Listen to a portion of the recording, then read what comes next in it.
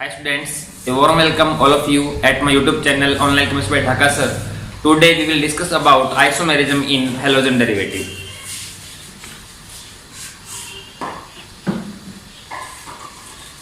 Isomerism in haloalkanes की study अपन करेंगे. Isomerism किसको बोला जाता है? मोलिकुलर फॉर्मूला सेम हो बट फिजिकल और केमिकल प्रॉपर्टी डिफरेंट हो तो वह कंपाउंड आपस में है ना, उन कंपाउंड्स को आइसोमर बोला जाता है और इस फिनोनिमा को अपन आइसोमेरिज्म बोलते हैं. तो हेलोएल्केन्स जो है वो स्ट्रक्चरल आइसोमेरिज्म में टू टाइप्स की आइसोमेरिज्म शो करती है. एक तो चेन आइसोमेरिज्म और सेकंड पोजीशन आइसोमेरिज्म. तो पहले अपन डिस्कस करते हैं अबाउट चेन आइसोमेरिज्म. एग्जांपल लें जैसे n=4 हो तो कार्बन 4 हाइड्रोजन 9 हैलोजन जैसे क्लोरीन ले लें तो ये मॉलिक्यूलर फॉर्मूला हो गया. इसकी मैं यहां टू स्ट्रक्चर बना रहा हूं. एक में कार्बन एटम की अपन स्टेट चेन ले रहे हैं हैलोजन,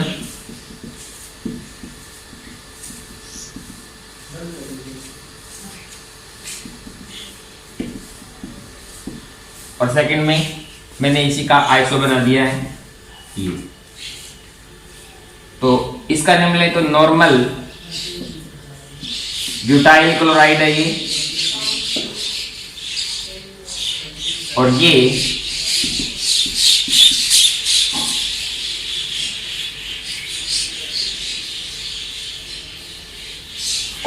आइसोब्यूटाइल क्लोराइड है.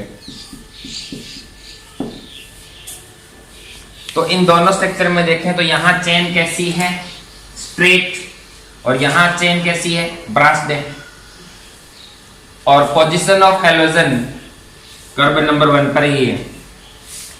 तो इन दोनों में क्या डिफरेंट है? चेन डिफरेंट है बट मॉलिक्यूलर फॉर्मूला सेम है ना. तो molecular formula same but chain जो वो डिफरेंट टाइप की हो तो उन आइसोमर को आपस में चेन आइसोमर बोला जाता है. तो ये दोनों आपस में क्या हो जाएंगी? Chain isomer. और इस फिनोनिमा को अपन क्या बोल देंगे? Chain isomerism. तुम कह सकते हैं in this kind of isomerism the isomer different in the chain of carbon atom. okay, second position isomerism. तो इसमें n=3 के लिए अपन एग्जांपल ले लें तो कार्बन 3 तो हाइड्रोजन 7 और हैलोजन जैसे चलो ब्रोमीन ले लेते हैं. तो इसके में यहाँ टू स्ट्रक्चर जो है वो बना रहा हूं CH3 CH2 CH2Br. तो यहां ब्रोमीन जो है नंबर 1 कार्बन एटम पर है और second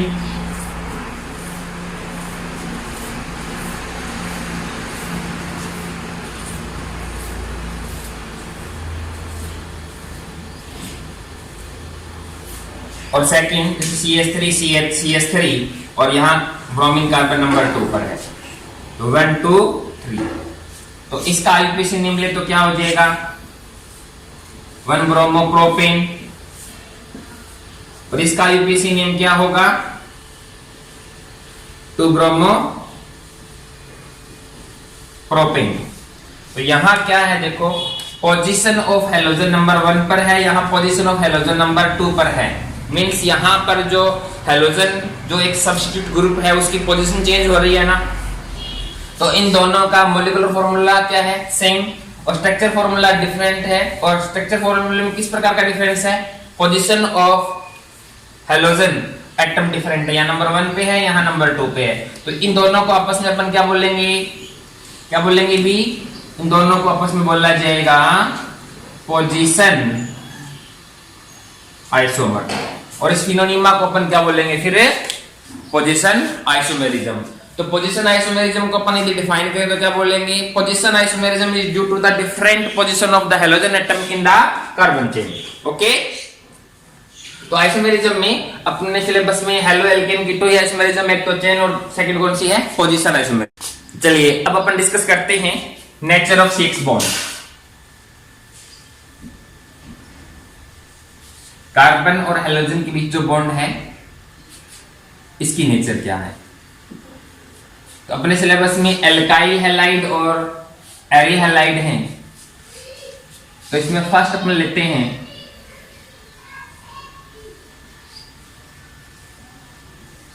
nature of CX bond in halo alkanes. Second इसमें अपन स्टडी करेंगे nature of CX bond in halo arenes.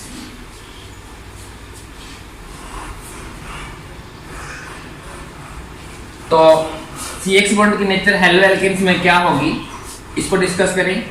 तो we know very well in halo alkane halogen bonded carbon atom जो है वो sp3 हाइब्रिड होता है और हेलो एल्केन में तो total means all carbon atom जो है वो sp3 हाइब्रिड होते हैं। तो यहाँ ये कार्बन जो है ये sp3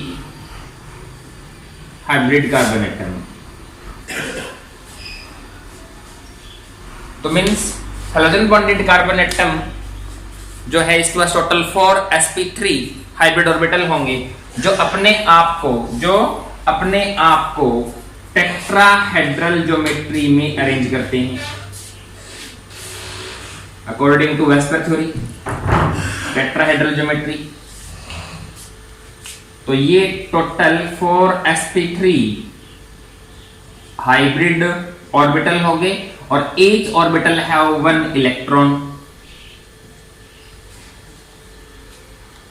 और यहां जो हेलोजन एटम है हेलोजन एटम के वैलेंसी शेल में टोटल 7 इलेक्ट्रॉन होते हैं। तो इसका जो p ऑर्बिटल होता है ना लास्ट p ऑर्बिटल उसमें सिंगल इलेक्ट्रॉन होता है और वो n हाइब्रिड होता है। तो हेलोजन का यहाँ n hybrid p orbital halogen का n हाइब्रिड p ऑर्बिटल जो है वो कार्बन के sp3 ऑर्बिटल के साथ ओवरलैपिंग करेगा। तो ये वाला इलेक्ट्रॉन इस हेलोजन का हो जाएगा। तो यहां पर हेलोजन जो है इसका अनहाइब्रिड एंड हाफ फील्ड होता है and half field p orbital जो है वो ओवरलैपिंग करता है कार्बन के sp3 ऑर्बिटल के साथ। तो मींस यहां sp3 p ओवरलैपिंग की वजह से इस सिग्मा बॉन्ड की फॉर्मेशन होती है। तो अपन बोल सकते हैं कि यहाँ हेलोजन एटम का कौन सा ऑर्बिटल यूज होता है हाफ फील्ड p ऑर्बिटल। इसका sp3 इसका p ऑर्बिटल। तो यहाँ कौन सी ओवरलैपिंग हुई sp3 p ओवरलैपिंग से इस सिग्मा बॉन्ड की फॉर्मेशन हुई है। तो here we can say that in these compounds CX bond is formed by the overlapping of sp3 hybridized orbital of carbon atom and half filled orbital of half filled p orbital of halogen atom। Okay अब अपन यहां इसकी polarity की बात करते हैं। we know that electronegativity of carbon atom is less than halogen atom। so bond pair electron जो है वो हेलोजन एटम अपनी तरफ अट्रैक्ट करेगा। मींस ये इलेक्ट्रॉन हेलोजन एटम अपनी तरफ अट्रैक्ट करेगा तो क्या होगा इलेक्ट्रॉन डेंसिटी जो है वो हेलोजन एटम पर जो है ना इंक्रीज हो जाएगी और कार्बन एटम पर डिक्रीज हो जाएगी। ऐसा करने से हेलोजन एटम पर पार्शियल नेगेटिव और कार्बन एटम पर पार्शियल पॉजिटिव चार्ज हो जाएगा। वी कैन से यहाँ पर ये जो बॉन्ड कोवेलेंट था ये कैसा बॉन्ड हो जाएगा पोलर बॉन्ड हो जाएगा। मींस ये कंपाउंड भी फिर कैसे होंगे पोलर कंपाउंड होंगे और जो पोलर कंपाउंड होते हैं उनका डाइपोल मोमेंट निकालते हैं जिसे अपन म्यू से डिनोट करते हैं। तो यहाँ हेलोजन जो वो टोटल 4 टाइप्स के हो सकते हैं ना, जैसे फ्लोरीन हो, क्लोरीन हो, ब्रोमीन हो या आयोडीन हो। तो यहां देखिए electronegativity of fluorine in halogen में सबसे ज्यादा है, तो इलेक्ट्रॉन डेंसिटी हेलोजन की ओर काफी ज्यादा आएगी, तो यहां ज्यादा नेगेटिव और यहां ज्यादा पॉजिटिव चार्ज आएगा। इसके कंपेयर में यहां क्लोरीन पर इलेक्ट्रॉन डेंसिटी कम होगी ना, बिकॉज फ्लोरीन के कंपेयर में क्लोरीन की इलेक्ट्रोनेगेटिविटी जो है ना वो लेस है। तो यहाँ नेगेटिव चार्ज हो, यहाँ कौन सा आ गया पॉजिटिव, यहाँ नेगेटिव यहाँ पॉजिटिव, और यहाँ बहुत कम इलेक्ट्रॉन इधर जाएंगे, तो यहाँ नेगेटिव और यहाँ पार्शियल पॉजिटिव चार्ज आ जाएगा। तो अब देखिए इनकी स्टडी करें अपन, हम इस साइड जाएं तो क्या हो रहा है, साइज ऑफ हैलोजन एटम जो है वो इंक्रीज हो रहा है। तो इलेक्ट्रोनेगेटिविटी ऑफ हैलोजन एटम क्या होगी भी, डिक्रीज होगी, और इलेक्ट्रोनेगेटिविटी डिक्रीज होगी तो पोलैरिटी जो है वो डिक्रीज होगी, मींस डाइपोल मोमेंट भी क्या हो जाएगा, डिक्रीज हो जाएगा। सेकंड अपन यहां ले सकते हैं, size of halogen atom increase होएगा, size of halogen atom increase होएगा तो कार्बन और हैलोजन के बीच जो बॉन्ड लेंथ है, बॉन्ड लेंथ वो इंक्रीज होएगी, और बॉन्ड लेंथ इंक्रीज होएगी तो बॉन्ड एनर्जी और we can say bond strength जो है वो क्या हो जाएगी, डिक्रीज हो जाएगी। मींस ये बॉन्ड सबसे वीक रहेगा और ये बॉन्ड सबसे स्ट्रॉन्ग रहेगा, ठीक है ना। अब अपन यहां स्टडी करते हैं nature of CX bond in haloarene. तो we know that in haloarene halogen bonded जो कार्बन एटम होता है वो sp2 हाइब्रिड होता है, ओनली 3 सिग्मा बॉन्ड है, और ये कार्बन बेंजीन रिंग का होता है। तो sp2 हाइब्रिड कार्बन एटम है जो हैलोजन के हाफ फिल्ड, जो हैलोजन के हाफ फिल्ड p ऑर्बिटल के साथ ओवरलैपिंग करता है। तो कार्बन के पास 3 sp2 हाइब्रिड ऑर्बिटल होंगे जो अपने आप को ट्राइगोनल प्लेनर ज्योमेट्री में अरेंज करते हैं। Each sp2 orbital have 1 electron. तो कार्बन के का 1s और 2 p ऑर्बिटल पार्टिसिपेट कर रहे हैं, तो कार्बन के पास एक क्या रह जाएगा भी, अनहाइब्रिड p ऑर्बिटल रह जाएगा। तो ये तो तीनों क्या हैं, sp2 हाइब्रिड ऑर्बिटल हैं, और ये कार्बन का क्या हो गया, अनहाइब्रिड p ऑर्बिटल है ये। और हेलोजन का unhybrid half filled p orbital जो है वो कार्बन के sp2 हाइब्रिड ऑर्बिटल के साथ यहां पर ओवरलैपिंग करेगा। तो इस ओवरलैपिंग को अपन बोल लेंगे sp2 p ओवरलैपिंग, और यहां ये क्या है, half filled p orbital of halogen atom, और ये इसका इलेक्ट्रॉन हो गया।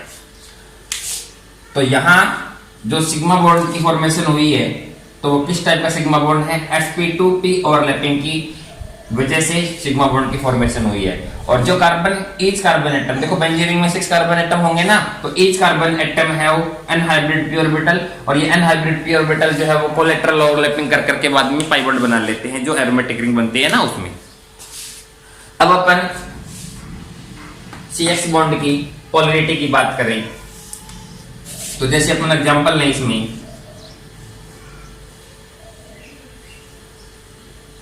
क्लोरोबेंजीन का एग्जांपल ले लें। तो क्लोरीन हैव 3 लोन पेयर, और बेंजीन रिंग में यहाँ पाई बॉन्ड है, तो आपस में यहाँ पर कॉन्जुगेशन नहीं है, मींस यहाँ क्या प्रेजेंट होता है, रेजोनेंस। लोन पेयर रिंग में आएंगे तो मैं कह सकता हूं कि कौन सा इफेक्ट होता है, यहाँ पर प्लस आर इफेक्ट होता है। तो due two plus are effect of halogen atom, यहाँ इन एरिल हैलाइड CX बॉन्ड जो है इसमें पार्शियल डबल बॉन्ड की प्रॉपर्टी आ जाएंगी, जिसकी वजह से ये बॉन्ड जो है ना ज्यादा स्ट्रॉन्ग हो जाएगा as compared to halo alkane. तो we can say that in haloarene CX bond stronger than halo alkane, and polarity of CX bond in haloarine less than haloalkane. So we can say in haloarine, we can say in haloarine, due to plus R effect of halogen atom, CX bond gets partial double bond character, therefore it is not broken easily and less polar as compared to haloalkane. Okay, thank you. Like,